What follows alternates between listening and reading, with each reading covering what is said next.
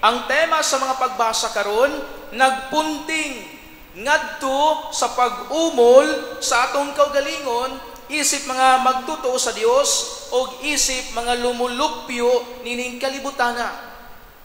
Nagpunting sa pag-umol sa atong mga galamhan o mga konsensya. Ilabi na niining panahon o nagsingabot nga piniliay sa barangay. Kung papilion kita or para ninyo, unsa man ang maayo? Ang pagkamatinud-anong Kristiyanos o pagkamaayong lumulupyo o citizens? Adunay usa ka istorya kini mga pari hilig guni sila kami nga mga pari hilig mi og mga pet, no? Adunay uban nga hilig og iro. Dunay mga pari nga dunay mga iro. Dunay po ibang pari nga hilig og manok. Dunay po ibang pari nga hilig og iring. Dunay po uban nga hilig og mga tanom, mananom, mga bulak, og hilig po og mga langgam. Parihan ako, hilig ko og tanom. Sa balay, kumuli ko, magtanom ko dito mga kahoy, mga fruit trees. Dinhi sa kumbinto, doon ako'y mga tanom diha, mga succulents. No? Kunya hilig po kog langgam, unang nako'y parot diha sa kumbinto. Although akong parot, dili nakabalong musulti, manihol ra na siya. No? Usahay magsigit-singgit. Makakita gani sa tawo, ilabi na akong chicks, mayngon din akong parot diha. Managhoy din akong parot. So, dunay usa ka pari nga dunay buhi nga parot. So, dili na ako ha. Dunay sa kapari nga dunay buhi nga parot unya, maayo kaniyang pagkatudlo. Ang iyang parot maayo kaniyang pagkatain. Kun iyang birahon ang tuong tiil sa parot, mukanta og lupang hinirang.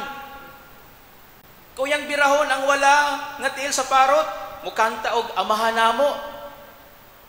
Sa kaadlaw ni ana, ang obispo may bisita sa iyang parokya o pila istorya, iya yung ipasigarbo ang iyang buhi nga parot, yang ipahinambog sa obispo nga maayo niyang pagka-tame ang parot, maayo niyang pagka-training.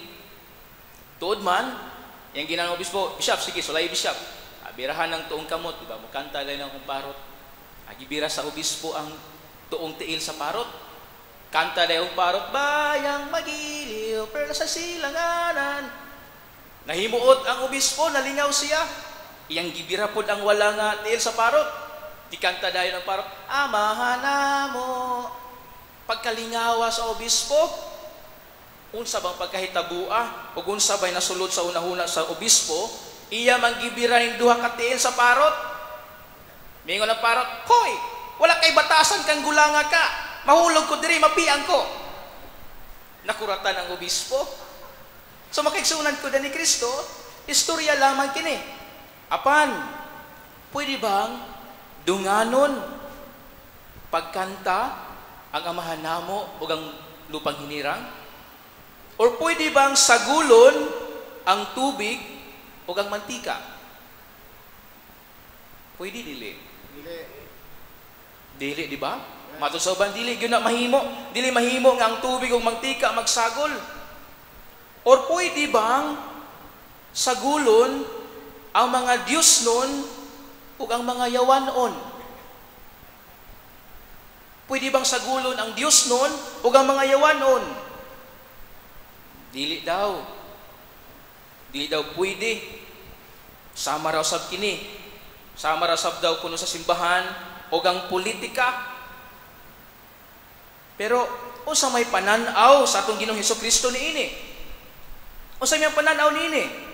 Sa dihang gipangutana siya kung supak ba sa balaod ang pagbayad og buhis ngadto sa emperador sa Roma o dili ba?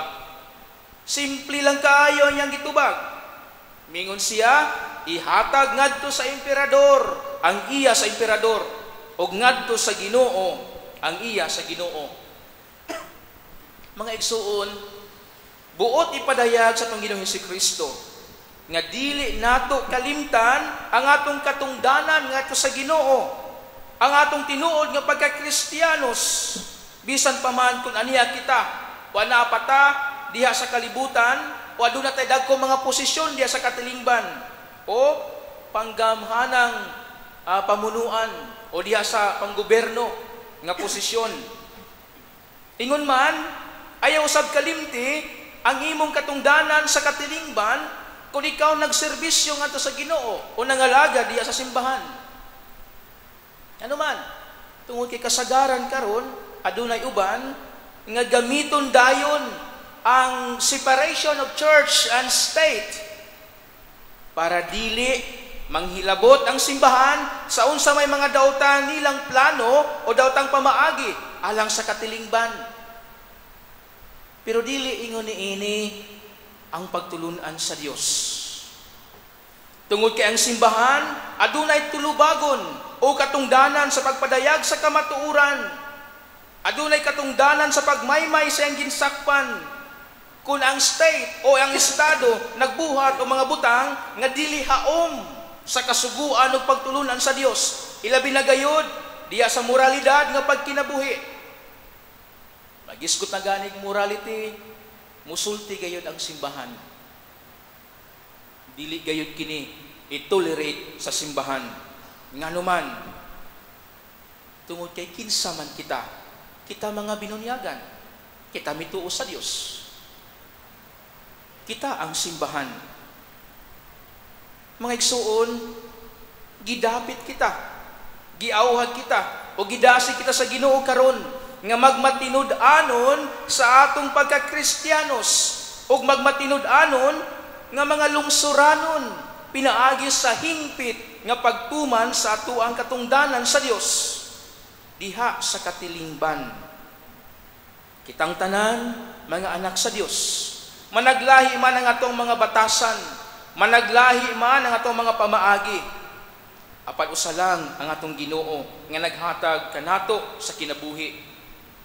Kitang tanan nga mga binunyagan mao ang simbahan, og isip simbahan angayan kita nga maninguha sa pagtuman sa kabubuton sa Ginoo, aron dili kita maulawan nga mo claim kita nga mga Kristiyanos apan kutob lang sa ngalan. When it comes to morality, there is no separation of church and state. Hinumdumi ka na. When it comes to morality, there is no separation of church and state. Be good Christians and honest citizens. Mao kini ang giawhag sa Ginoo kanato. Ilabi na nining nagsingabot nga piniliay sa barangay. Be good Christians and honest citizens. O ginaot pa unta nga makapamalandong kita ni ana. Hinaot pa unta nga maningkamot kita sa pag-umol sa tong tag-sa-tag sa kakaugalingon. Manghinaot kita o maningkamot kita, maningwa kita nga maumol ang atong magalamhan, maumol ang atong konsensya, nga mahaom gayud diha sa pagtulunan sa Dios, diha sa kabubuton sa Ginoo. Aron sa ingon, ang Dios muila kanato nga iyagay kitang mga anak, muila kanato nga kita mga tinuod nga mga Kristiyanos, dili lamang sa pulong kundi diha sa buhat.